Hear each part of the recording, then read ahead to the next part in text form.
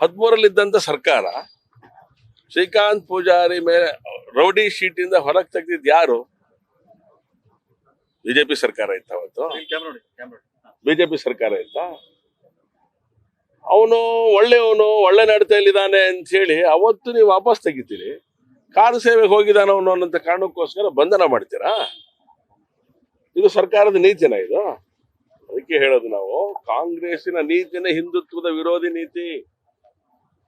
ಹಿಂದೂಗಳನ್ನ ಸದೆ ಬಡಿಲಿಕ್ಕೋಸ್ಕರ ಯೋಚನೆ ಮಾಡ್ತಿರೋಂಥ ಕಾಂಗ್ರೆಸ್ಸಿನ ಪಡೆ. ಆದ್ರೆ ಅವ್ರ ಜನ್ಮದಲ್ಲೂ ಆಗೋದಿಲ್ಲ ಹಿಂದುತ್ವನ ಹತ್ತಿಕ್ಲಿಕ್ಕೆ, ಹಿಂದೂ ಧರ್ಮವನ್ನ ಹಾಳು ಮಾಡ್ಲಿಕ್ಕೆ, ಹಿಂದೂ ಧರ್ಮವನ್ನ ಒಡಿಲಿಕ್ಕೆ ಆಗೋದಿಲ್ಲ ಅವ್ರ ಕೈನಲ್ಲಿ. ಈ ರೀತಿ ಸುಮ್ಮನೆ ಈ ತರದ ಕುತಂತ್ರ ಮಾಡುವಂಥದ್ದು, ಕುಚೋದ್ಯ ಮಾಡುವಂಥದ್ದು, ಇದು ಈ ಸರ್ಕಾರನೇ ಈ ತರ ಮಾಡ್ತಾ ಹೋಗ್ಬಿಟ್ರೆ, ಯಾಕಂದ್ರೆ ಸಂವಿಧಾನದ ಪ್ರಕಾರ ನಡ್ಕೊಳ್ತೇವೆ, ಸಂವಿಧಾನದತ್ತವಾಗಿ ನಾವು ಪ್ರಮಾಣ ವಚನ ಸ್ವೀಕರಿಸಿದ್ದೇವೆ ಅಂತ ಹೇಳ್ತಾರೆ. 10,000 ಕೋಟಿ ಅನೌನ್ಸ್ ಮಾಡ್ತಾರೆ. ಯಾರಿಗೆ? ಮುಸಲ್ಮಾನರಿಗೆ.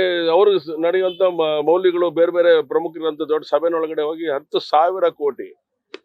ಅದಕ್ಕೆ ಹೇಳಿದೆ, ಸರ್ಕಾರ ಏನ್ ಒಂದೊಳ್ಳೆ ಕೆಲಸ ಮಾಡಿದೆ. ರೈತರು ಬರಗಾಲದಿಂದ ಸಾಯ್ತಾ ಇದ್ರು, ₹1 ಅನೌನ್ಸ್ ಮಾಡಿದ್ರೆ ಅವರು ರೈತರಿಗೆ 2,000 ಭಿಕ್ಷೆ ತಗೊಂಡೋಗಿ ಅಂತ. ಮುಸಲ್ಮಾನರಿಗೆ 10,000 ಕೋಟಿ. ಇದಕ್ಕೆ ಸರ್ಕಾರ ಅಂತ ಕರಿಬೇಕಾ ನಾವು? ಸಂವಿಧಾನದತ್ತವಾಗಿ ನಡ್ಕೊಳ್ತಿದ್ದಾರೆ ಅಂತ ಹೇಳ್ಬೇಕಾ ನಾವು? ಸೊ ಹಾಗಾಗಿ ಸರ್ಕಾರ ಇದು ಒಂಥರ ತೊಗಲಕ್ ನೀತಿಯನ್ನ ಅನುಸರಿಸ್ತಾ ಇದೆ. ಏನ್ ಮಾಡಿದ್ರು ನಡೆದೋಗ್ಬಿಡತ್ತೆ ಅಂತ ಹೇಳಿ. ಅದೇನೇನ್ ಮಾಡ್ತಾರೆ ನೋಡ್ತೀವಿ, ನಾವಿನ್ನೂ ಬದುಕಿರ್ತೀವಿ. ಅಷ್ಟು ಸುಲಭಕ್ಕೆ ಅವ್ರನ್ನ, ಹಿಂದೂ ಸಮಾಜವನ್ನ ಹಾಳು ಮಾಡುವಂತ ವ್ಯಕ್ತಿಗಳನ್ನ ಅಷ್ಟು ಸುಲಭಕ್ಕೆ ಬಿಡ್ಲಿಕ್ಕೆ ಸಾಧ್ಯ ಇಲ್ಲ, ನಾವು ಬಿಡೋದಿಲ್ಲ. ಹಾಗಾಗಿ ಹರಿಪ್ರಸಾದ್ ಅವರು ಹೇಳಿಕೆ ಕೊಡ್ತಾರೆ ಗೋದ್ರ ಬಗ್ಗೆ. ಹೇಳಿದ್ನಲ್ಲ, ಒಂದು ಸರಿ ಸಿದ್ದರಾಮಯ್ಯನವ್ರ ಬಗ್ಗೆ ಹೇಳಿದಾಗ್ಲೂ ನಾವು ಹಿಂದೂಗಳು ಅಂತ ಹೇಳ್ತಾರೆ, ನನ್ನ ಹೆಸರಲ್ಲಿ ರಾಮ ಇದೆ ಅಂತ ಹೇಳ್ತಾರೆ. ರಾಮ ಅಂತ ಹೆಸರು ಇಟ್ಕೊಂಡ್ಮೇಲೆ ಹೇಗೆ ನಡ್ಕೋಬೇಕು ನಡ್ಕೊಳ್ಳೋದಿಲ್ಲ. ಹರಿಪ್ರಸಾದ್ ಹೆಸರಲ್ಲೂ ಹರಿ ಇದ್ದಾನೆ. ಗೋತ್ರ ಆಗತ್ತೆ ಅಂತ ಹೇಳಿ ಮಾತಾಡ್ತಾರೆ ಅಂತ ಹೇಳಿದ್ರೆ ಅಷ್ಟು ಸುಲಭಕ್ಕೆ ಬಿಟ್ಬಿಡ್ತೀವ? ಕರ್ನಾಟಕವನ್ನ ಗೋತ್ರ ಮಾಡ್ಲಿಕ್ಕೆ ಬಿಡ್ತೀವ ನಾವು?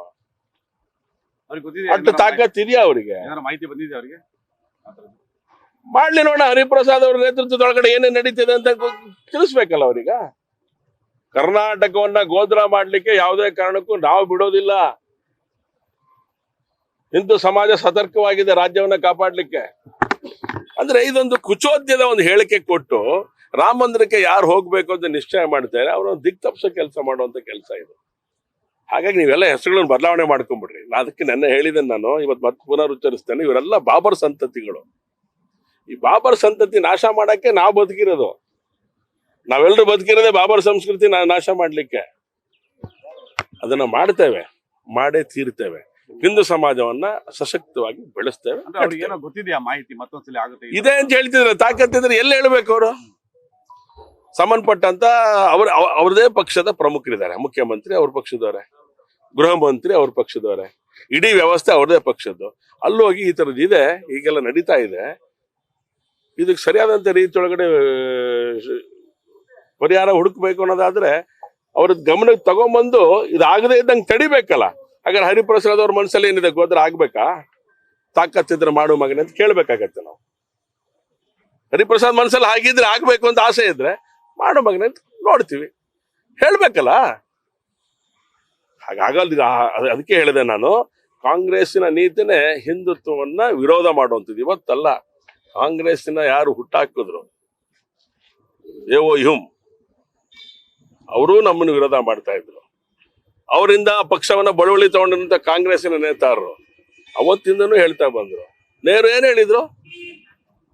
ಯಾವುದೇ ಒಂದು ಇಂಚಿನ ಧ್ವಜದಲ್ಲಿ, 1 ಇಂಚು ಜಾಗದಲ್ಲಿ ಭಗವಾ ಧ್ವಜ ಹಾರ್ಲಿಕ್ಕೆ ಬಿಡಲ್ಲ ಅಂತ ಹೇಳಿದ್ರು ಅವರು. ಭಾರತದ 1 ಇಂಚು ನೆಲದಲ್ಲಿ ಭಗವಾ ಧ್ವಜ ಹೇಗೆ ಹಾರಿಸ್ತಾರೆ ನೋಡ್ತೀನಿ ಅಂತ ಹೇಳಿದ್ರು. ಅಲ್ಲಿ ಹಳ್ಳಿಗಳಲ್ಲಿ, ಗಲ್ಲಿಗಳಲ್ಲಿ, ರಸ್ತೆಗಳಲ್ಲಿ ಇವತ್ತು ಭಗವಾ ಧ್ವಜ ಹಾರಾಡ್ತಾ ಇದೆ. ಕಾಶ್ಮೀರದೊಳಗಡೆ ರಾಷ್ಟ್ರಧ್ವಜ ಹಾರಿಸ್ಲಿಕ್ಕೆ ಅವಕಾಶ ಇಲ್ಲದಿರುವಂತ ಸ್ಥಿತಿ ಒಳಗಡೆ ಕಾಂಗ್ರೆಸ್ಸಿನ ನೇತಾರರು ನಡ್ಕೊಂಡ್ರು. ಯಾರು ರಾಷ್ಟ್ರ ವಿರೋಧಿಗಳಾಗಾದ್ರೆ?